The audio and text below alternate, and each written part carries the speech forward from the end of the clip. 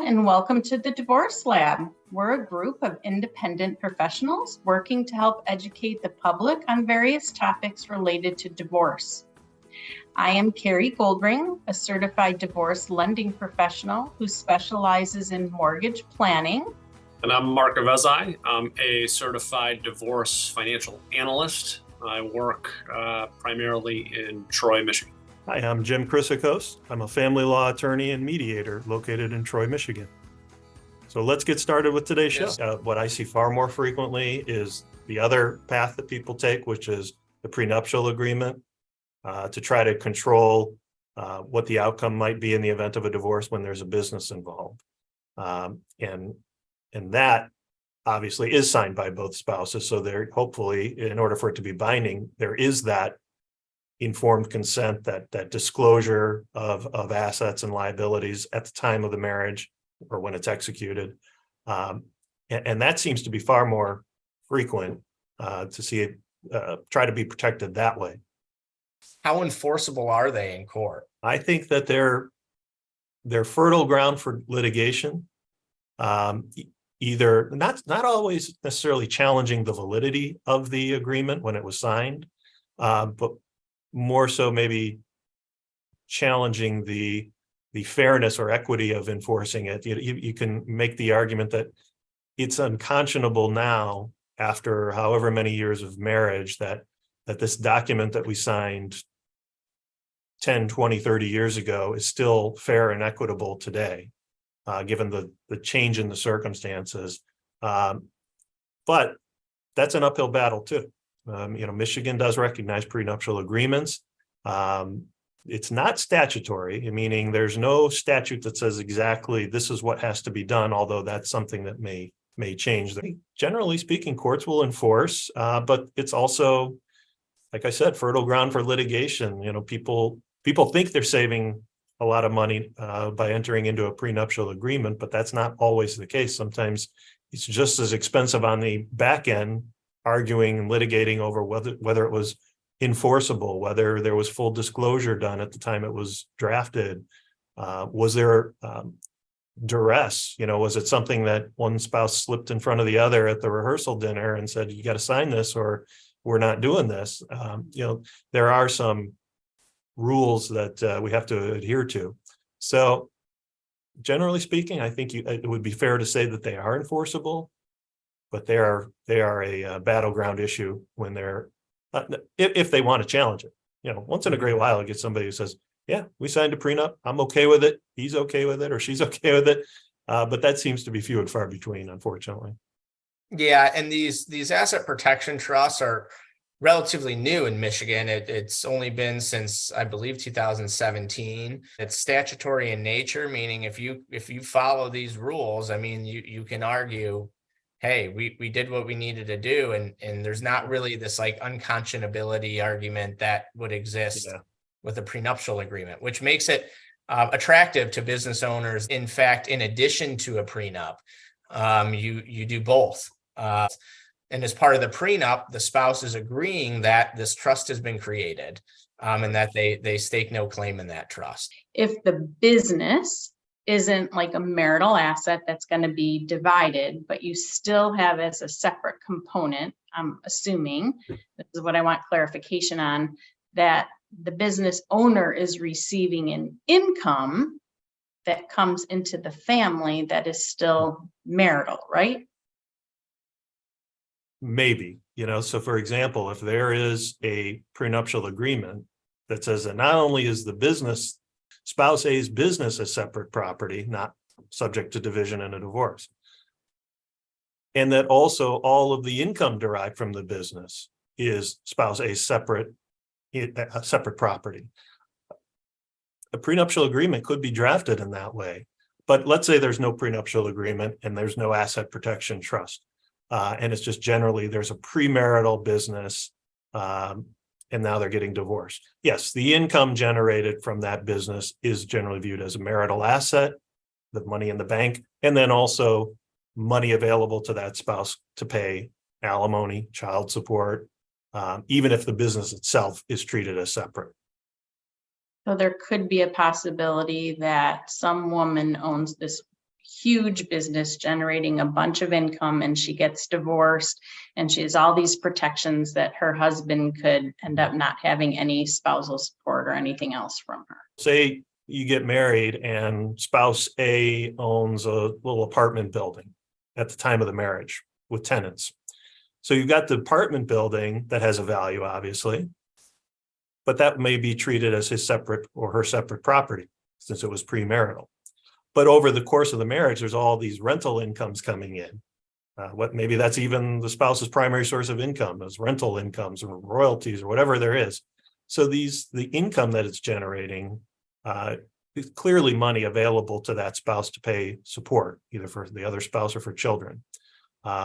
So, it's a little ambiguous trying to think about it as a business. So, well, how do you value a business? And that's a separate discussion that we can touch on. But it's easier to think of it like in terms of just say it's an apartment building, real estate. Buildings, spouse A's, but the revenue, the income coming in could certainly be treated as marital and probably would be unless there's a prenuptial agreement or the trust that asset protection trust. If it is a spousal support case and the only income or part of this person's income is this revenue from the separate asset, the income that it's generating can be used for support purposes. And therefore, I'm assuming from your perspective, it can be used for mortgage and refinance purposes. Right. And it depends. So we always take a look back and then a look forward. So if you had someone who was not involved in this business before, and now maybe they're awarded part of the business, or that won't be used as income to them at all because there's no history.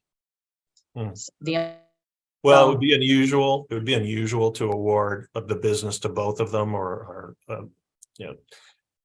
I would highly suggest to a client and recommend to a client, don't get into business with your former spouse.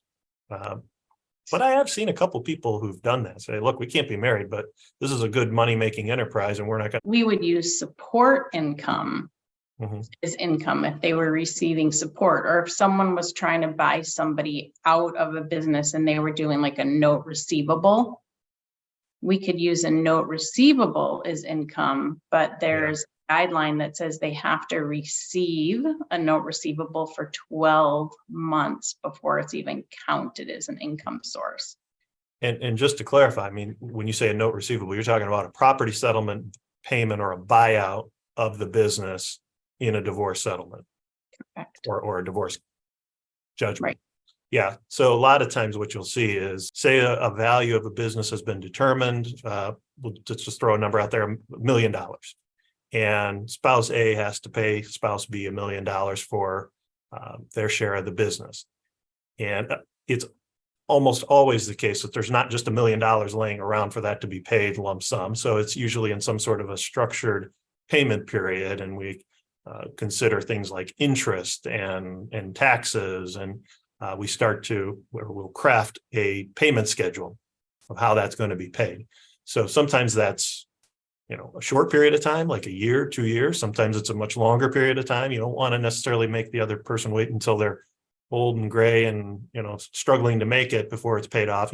Try to keep it within maybe 3 to 5 years. If it's a lot of money, would be reasonable in most cases.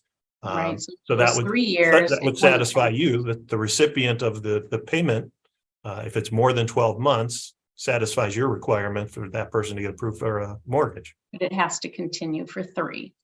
So if you're Continue for doing 3, a 3 to 5 year, 3 year no. Okay. 4 year, you better be like perfect on the dot with a date. And 5 year gives you like a way. Okay. Good to know.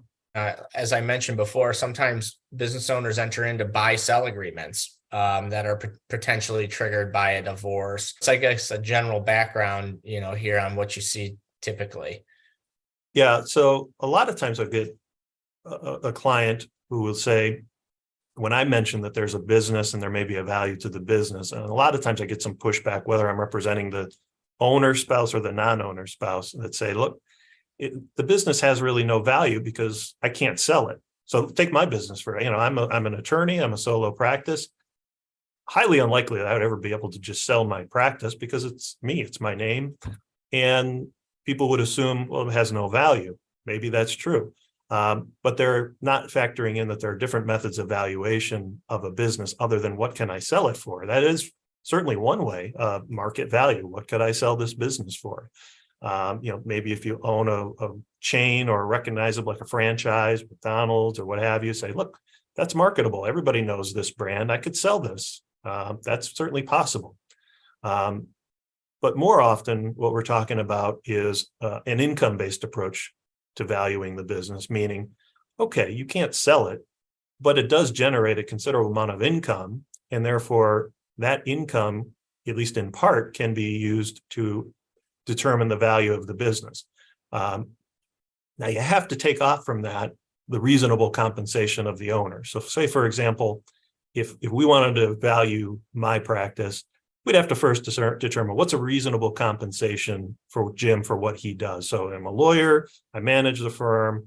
Let's establish baseline incomes for what would I have to pay somebody to do my job. And then we look at the difference of what I'm bringing in, if there's a difference, hopefully there is. And it's that difference above and beyond the reasonable comp that we start looking at for purposes of valuation of the business. So there's no double dip.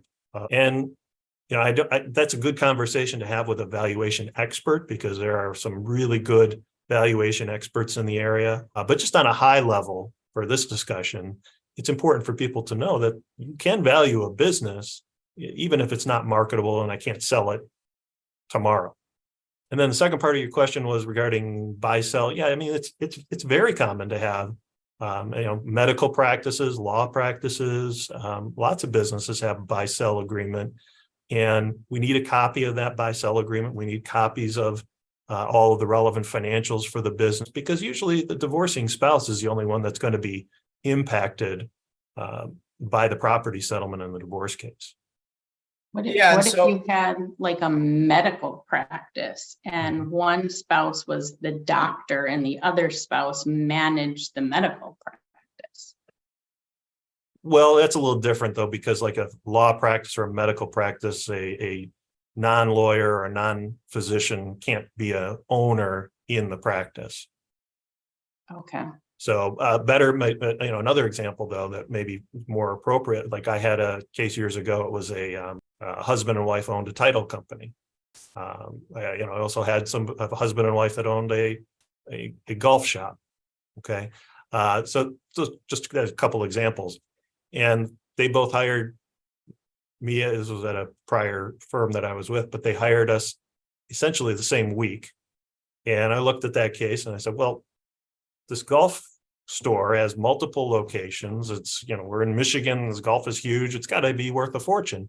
And then this title company was 2-member outfit operating in a rented suite in a local office building.